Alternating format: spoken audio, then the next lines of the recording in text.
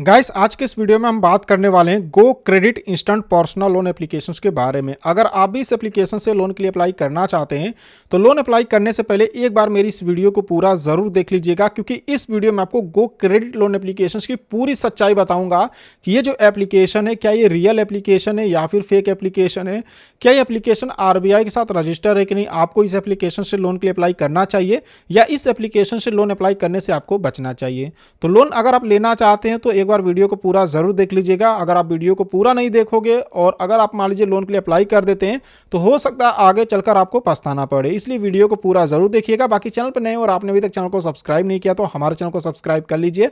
हमारे चैनल पर आपको हमेशा इसी तरह की वीडियो मिलती रहती है। तो चलिए वीडियो को शुरू करते हैं। गो क्रेडिट एप्लीकेशन से लोन अप्लाई करने के लिए सबसे पहले हम अपने मोबाइल के प्ले स्टोर से इस एप्लीकेशन को इंस्टॉल करेंगे। जब तक एप्लीकेशन इंस्टॉल हो रही है एक बार हम इसका रेटिंग, रिव्यूज और यहाँ पे डिटेल्स देखते हैं। तो 4.8 स्टार की रेटिंग से और 10 लाख से ज़्यादा लोगों ने एप्लीकेशन को डाउनलोड किया है। अगर इसके अबाउट को हम ओपन करें तो यहाँ पे देखेंगे कुछ, यहाँ पे इनका कहना है कि 5,000 से लेकर 5 लाख रुपए तक का लोन ले सकते हैं और एपीआर यहाँ पे 36% का लगाया जाएगा। बाकी 6 महीने से लेकर 60 महीने तक के लिए इनका कहना है कि लोन दिया जाता है। और नीचे आएंगे तो यहाँ पे जो भी इनका प्रोसेसिंग फीस है सब कुछ आपको देखने को मिलेगा। अगर इनके लैंडिंग पार्टनर का डिटेल्स देखें तो यहाँ पे देखेंगे तो 2 कंपनियों का नाम इन्होंने डाल के रखा है। तो हम जब लोन अप्लाई करेंगे तब देखेंगे कि वहाँ पर इन दोनों में से किसी कंपनी का नाम देखने को मिलता है या फिर बस गो क्रेडिट वालों ने ऐसे ही अबाउट में अपना नाम डाल के किसी कंपनी का ऐसे ही मतलब नाम डाल के रख दिया है कि आप चेक करो तो आपको लगे कि भाई कंपनी आरबीआई की लिस्ट में रजिस्टर है। तो ये भी हम आगे चल के चेक करेंगे। बाकी एप्लीकेशन इंस्टॉल हो चुकी है, चलिए इसे हम यहाँ पर अब ओपन करते हैं। ओपन करने के बाद देखेंगे तो ये हमसे नोटिफिकेशंस की परमिशंस मांग रहे हैं, यहाँ पर अलाउ करेंगे और इनका कहना 50 लाख रुपए तक का हम लोन ले सकते हैं। कुछ इस तरह से इनका डैशबोर्ड देखने को मिलेगा। नीचे यहाँ पर गेट स्टार्ट का ऑप्शन आएगा, क्लिक करेंगे। उसके बाद यहाँ पर आपसे देखेंगे तो मोबाइल नंबर पूछ रहा है, तो जो भी आपका मोबाइल नंबर है उसे यहाँ पे डालेंगे, टर्म एंड कंडीशंस मिलेगा, टिक करेंगे और नीचे यहाँ पे प्रोसीड करेंगे। उसके बाद आपके मोबाइल नंबर पर ओटीपी आएगा जो कि यहाँ पर ऑटोमेटिक ले लेगा और आपका जो ओटीपी से यहाँ पे वेरीफाई भी हो जाएगा। जैसे ओटीपी से वेरीफाई कर लेंगे देखेंगे हम सीधे इसके होम स्क्रीन पर आ चुके हैं। कुछ इस तरह से इसका जो डैशबोर्ड है यहाँ पर हमें देखने को मिलेगा। गाइस ये आपसे कुछ आपकी पर्सनल डिटेल्स पूछेंगे, जैसे आपका नाम, डेट ऑफ बर्थ और भी जो डिटेल्स है, पैन कार्ड का नंबर, ये सब आपसे पूछेंगे। मेरे से इसलिए नहीं पूछे कि मैं पहले भी यहाँ पर कई बार इसके ऊपर वीडियो बना चुका हूँ और कई बार अपनी डिटेल्स डाल चुका हूँ, तो मेरा ऑटोमेटिक इन्होंने डिटेल्स ले लिया, मुझे यहाँ पे डिटेल्स डालने की जरूरत नहीं पड़ी। लेकिन आपसे पर्सनल डिटेल्स पूछेंगे तो अपना पर्सनल डिटेल्स डालिएगा और जैसे पर्सनल डिटेल्स अपना डालेंगे और यहाँ पे सीधे इसके होम स्क्रीन पर आएंगे तो कुछ इस तरह से डैशबोर्ड देखने को मिलेगा। नीचे देखेंगे यहाँ पर आपको कई सारे ऑप्शंस मिलेंगे, जैसे कार्ड का हो गया, लोन का। तो हमें यहाँ पे लोन अप्लाई करना है तो लोन के ऑप्शंस पे हम क्लिक करेंगे। अब जैसे हमने यहाँ पे लोन के ऑप्शंस पे क्लिक किया, यहाँ पे देखेंगे तो यहाँ पे कई सारी कंपनियों का नाम हमें देखने को मिल रहा है, जैसे कि यहाँ पे फ्लोट लोन हो गया, फटाक पे लोन हो गया, क्रेडिट सिया लोन हो गया, सैलरी सेतु करके कोई लोन एप्लीकेशन उनका नाम हमें देखने को मिल रहा है। तो अगर मान लीजिए कि हम यहाँ पे फटाक पे से लोन अप्लाई करते हैं, यहाँ पे अगर हम क्लिक करेंगे तो देखेंगे क्या कह रहे हैं कि हमें फटाक पे की वेबसाइट पे रीडायरेक्ट कर दिया और फटाक पे की वेबसाइट पर आने बाद यहाँ से हम लोन अप्लाई कर सकते हैं। तो गाइस जो इन्होंने अपने अबाउट में नाम डाल के रखा था कंपनी का, उन कंपनी का नाम हमें दूर दूर तक यहाँ पे देखने को नहीं मिल रहा है।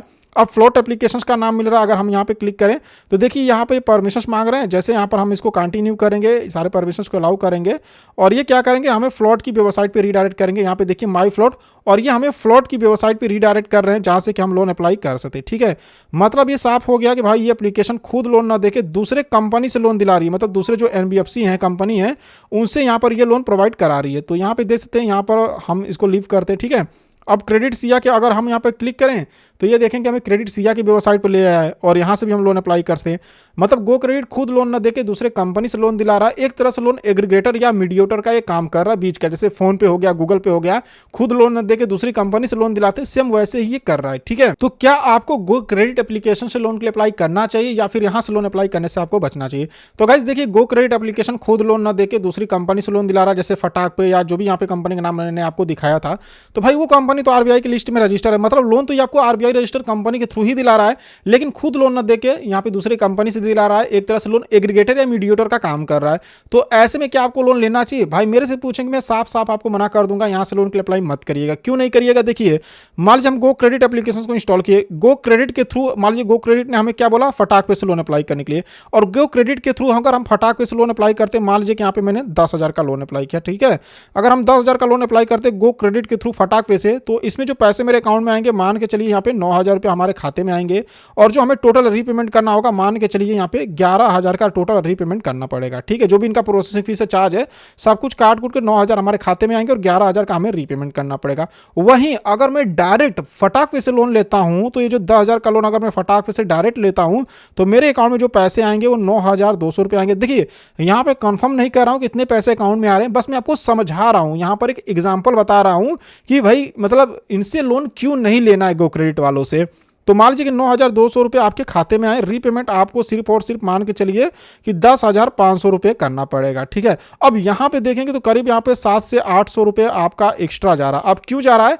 ये जो गो क्रेडिट एप्लीकेशन है ये कोई समाज सेवा नहीं करिए भाई, ये लोन एग्रीगेटर मीडिएटर का काम कर रही है। ठीक है, तो इसमें क्या फटाक पे वाले इनको कमीशन देंगे, जैसे फटाक पे, फ्लोट लोन एप्लीकेशन या क्रेडिट सिया जो हो गए वो गो क्रेडिट वालों को कमीशन देते हैं। अब ये जो कमीशन देंगे ये कमीशन फटाक पे अपनी जेब से तो देगा नहीं, वो देगा आपकी ही जेब से, तो लोन महंगा पड़ेगा। यानी जो 800-900 रुपये यहाँ पे गो क्रेडिट से लोन अप्लाई करने में हमारे जा रहे हैं वो यहाँ पे भाई इनका कमीशन है, इसलिए लोन हमें महंगा पड़ेगा। अब जरूर नहीं कि 800 रुपये, यहाँ पर हो सकता है कि आपका 8,000 रुपये भी लग सकता है। ठीक है, ये आपके लोन अमाउंट के ऊपर मतलब निर्भर करेगा।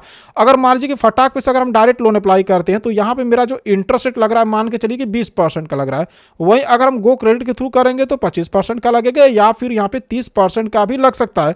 तो ये आपकी एलिजिबिलिटी के ऊपर, प्रोफाइल के ऊपर डिपेंड करेगा।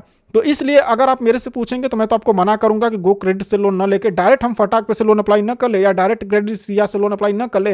अगर गो क्रेडिट से लोन अप्लाई करोगे भाई लोन आपको काफी महंगा पड़ेगा, processing fees, rate of interest बहुत ज्यादा लगेगा। तो मैं तो आपको मना करूंगा, गो क्रेडिट खुद लोन न देकर एक तरह से लोन मीडिएटर का काम करा, लोन एग्रीगेटर काम करा, लोन आपको काफी महंगा पड़ेगा। तो यहां से लोन के लिए अप्लाई करने से आपको बचना चाहिए। सो आई होप कि अब आप समझ गए होंगे। बाकी अगर आपके मन में कोई कंफ्यूजन हो तो वीडियो नीचे कमेंट में पूछ सकते हैं। अगर आपको हमारी वीडियो पसंद आई हो तो वीडियो को लाइक करना और चैनल को सब्सक्राइब करना बिल्कुल नहीं भूलिएगा। तो चलिए फिर मिलते हैं आपसे नेक्स्ट वीडियो में।